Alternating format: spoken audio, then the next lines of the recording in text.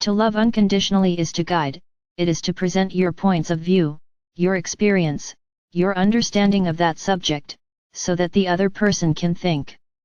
But the decision and conclusion is not yours, it is the other person's. So you are sharing your experience, so she can think about it.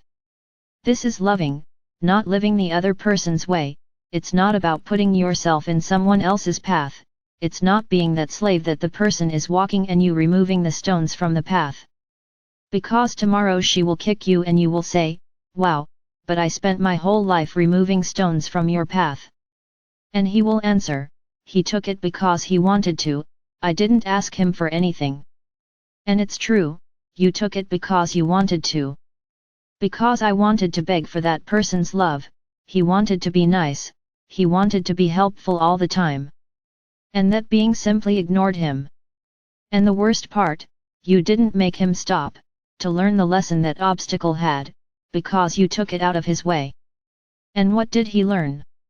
Nothing, because you didn't allow it, you removed the stone from his path. There was a lesson for him, but you didn't allow him to live the lesson. Because you didn't want him to suffer, and then you made him become more and more arrogant, more displayed. Because he is a person who doesn't go through anything, doesn't go through any problems, because you take them all away. Is this loving unconditionally? No, that's crawling and shrinking. And more, harming others, because you didn't allow that soul to evolve. On the contrary, you threw that soul onto the path of arrogance, onto the path of superiority before others, because she didn't have to do anything. So she thinks the world goes the way she wants, and she will never respect anyone, because there were no obstacles in her path, because you took them all away. This is not loving unconditionally, this is living someone else's life. It's trying to be the good guy, so that the other person sees you, gives you value. This is supplication, this is exchange, and unconditional love has no exchange. You give, you don't ask for anything in return. You just love, or just respect, and that's all right, nothing needs to come back. So why am I saying all this? Because you don't know how to act with unconditional love. It seems like you forgot everything I said. Ah, but there's one thing, don't wait here for me to teach you again, because I'm not going to. I just want each one of you to place yourself inside this story that I told. How do you love? Do you love to be thanked, to be worshipped, as a wonderful person? They always love to feel up there, their ego inflated. Why does everyone think you are wonderful? Or do you just live your life and let everyone live theirs? Help? Yes, when your brother is lying on the ground and doesn't know how to get up, and beg him for help, of course you can go there and pick him up, but not carry him on your lap. You can give him a friendly hug, give friendly advice and leave him in that place. Don't take him out of there and put him further forward, because then you won't help him.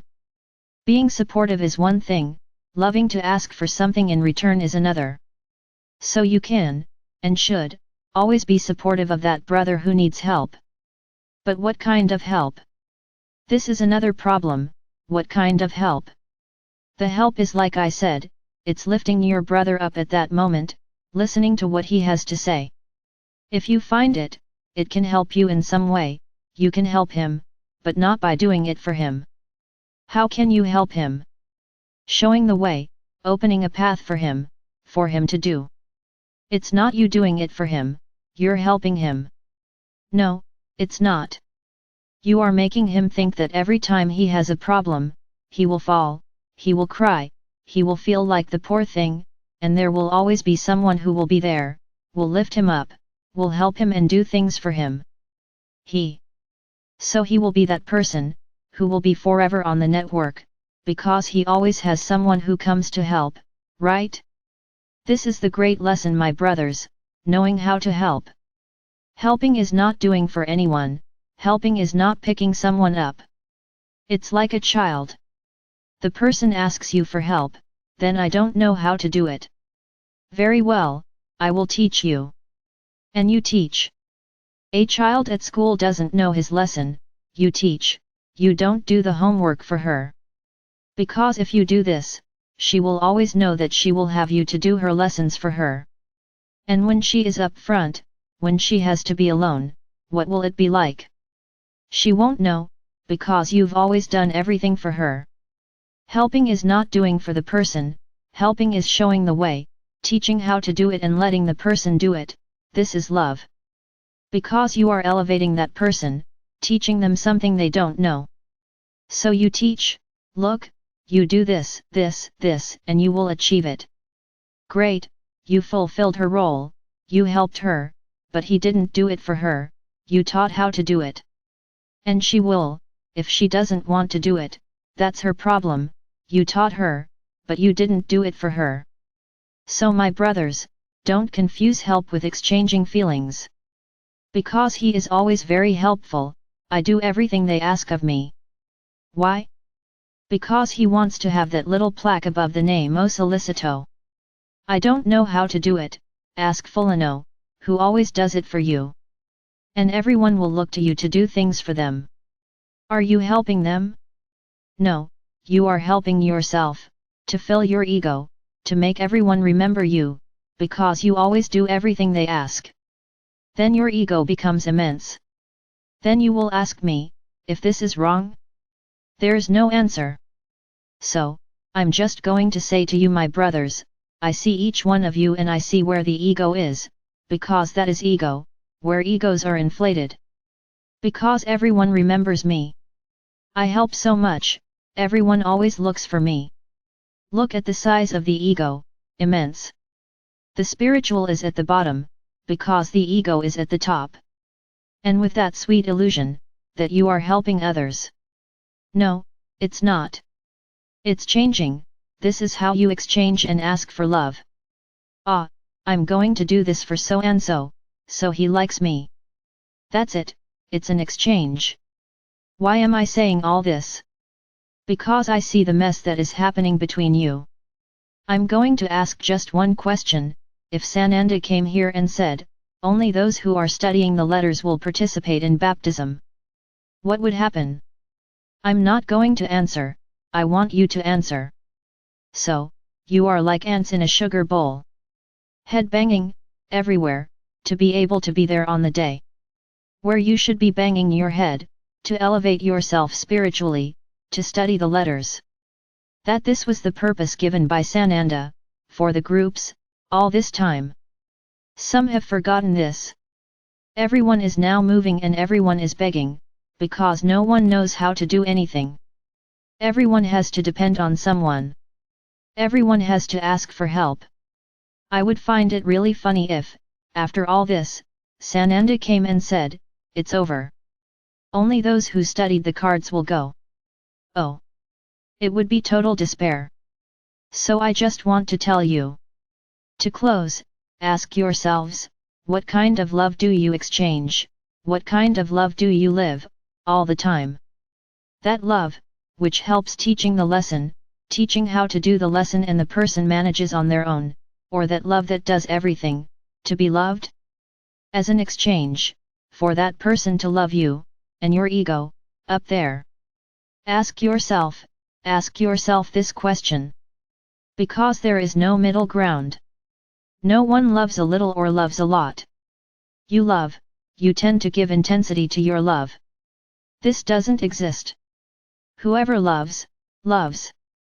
You don't love a little or love a lot. If you love little, you don't love. It's like faith. Ah, I have little faith. So you don't have faith. Ah, I don't trust much. So don't trust. There is no weight in love, in faith, in trust. Either you have it or you don't have it. It has no weight. Ah, but I love my family more than others. Why? They are all brothers. So you love your family, and you don't love others, you like them. Oh! There is a difference between liking and loving. So you like others, love, you love your family, perfect. Now don't say that you love your family more than others, because you don't love others, you like them. There is no such thing as too little or too much love, there is love. So think about it. I see each of you, and as time passes, whoever continues acting, inflating their ego, you will get a return. No, I will not punish anyone, neither me, nor God. You are emanating this to the universe, you are begging for love. You will get it back, not love, I guarantee that. So I just want you to think about what kind of love you feel. It is the love in which you are first, and the others after, and it is that love where the other is free, where the other can follow the path they want, because they are free, no one is anyone's prisoner. You have a habit of imprisoning people by your side, why? Because I've loved my whole life. He loved because he wanted to. Don't charge someone else for something you gave. If you gave love, it was because you wanted it. If he didn't receive your love, the problem isn't yours, it's his, that he didn't know how to value what you did for him. And you are okay with your conscience, because you loved. But don't ask for anything in return. Whoever loves doesn't ask for anything in return, just loves. This is love. Anything other than that is not love, it's attachment, it's dependence, it's ego, it's anything but love. Because whoever loves is free, and whoever loves frees those around them. Nobody is tied to anyone. So think a lot about your attitudes. In the kind of love you are giving to each other. Think hard about where you fit into these stories I told. And continue to be desperate for sugar. Carry on. Because that's not the main objective, and you didn't understand. I can guarantee that. I am Archangel Michael. I love you unconditionally. And it is precisely because I love them that I try to teach them how to live properly.